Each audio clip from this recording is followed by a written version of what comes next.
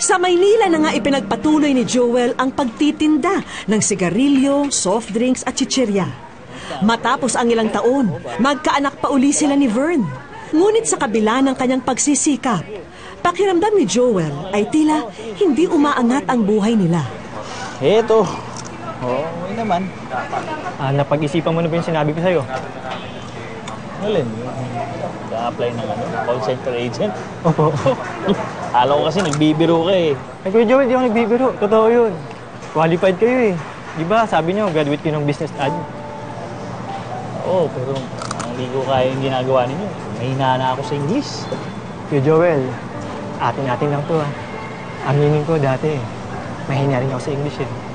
Pero natuto na lang ako dito nung nagsimula ako. Lakas lang ang loob. May problema eh. Wala akong lakas ng loob. Tsaka may edad na rin ako. Pag-isipan mo ang buti yun ha. Sige. Hindi na ako. Salamat. Ay, alam mo, Mahala. Mag-a-apply ka na call center. Hindi, isipan ko lang. Sigurado ka? Baka mamaya pagtawanan ka lang doon, Mahala. Bakit naman? Well, nakagraduate naman ako. Kasi hindi pa naman ako mukhang senior citizen, no? Teka lang. Kailan ang natatandaan mong huli mong hawak sa computer? Kahit typewriter lang. Tsaka yung dire-diretso mong pagsasalita ng Ingles. Sus. Ano mo sinabing gagawin ko eh. Naisip ko lang. Tay, ba't di niyo ko gagawin? Kasi anak, sidewalk vendor lang si tatay.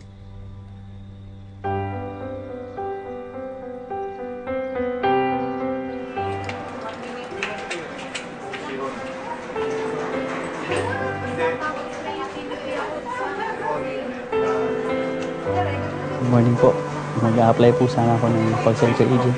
Matapos ang matagal na pag-iisip, nagpasya si Joel na mag-apply sa isang BPO o Business Process Outsourcing Company, mas kilala bilang call center. Sa mata ng karamihan, malaking kahibangan ang ginawa niya dahil isa lamang siyang hamak na sidewalk vendor. Joel Bawek, get in please. Good afternoon po, ma'am. Good afternoon, Joel. Come in, please sit down. So, Joel, you're 37 years old. What job have you held before you applied here? Job? Vendor. Sidewalk vendor. Sidewalk vendor? Really? Selling baluts, candies, chichirya, and soft drinks. Okay. Mababa yung score mo sa typing at saka dun sa written exam. I'm sorry, kuya, pero hindi ka nakapasa eh. Pero maganda yung scholastic record mo. I think pwede ka sa training academy namin. Training academy? Bern! Dagdagan mo yung... Bern! Mahal! mo. Mahal, natanggap ako! Oh. Natanggap ako sa training center! Ha? Oo, congrats, mahal!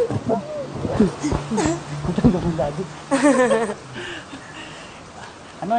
Sa Lunes na kami magsisimula dun sa may Libis. Maghapon yun eh, Monday to Friday. Talaga, ang galing-galing mo naman, mahal. Magkano saldo?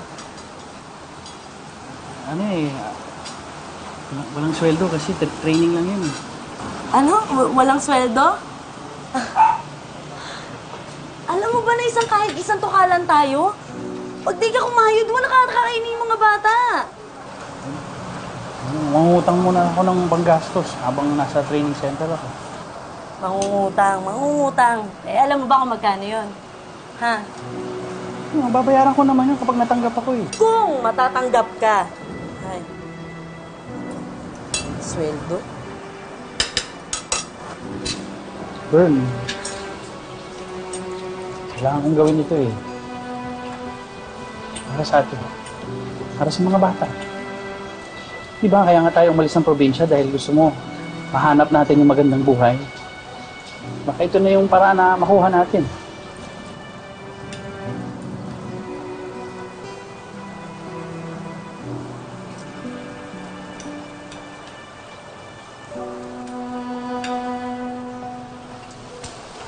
Barin mo na nga yung polo mo. Lalabang ko na. Para may magamit ka sa mga training mo.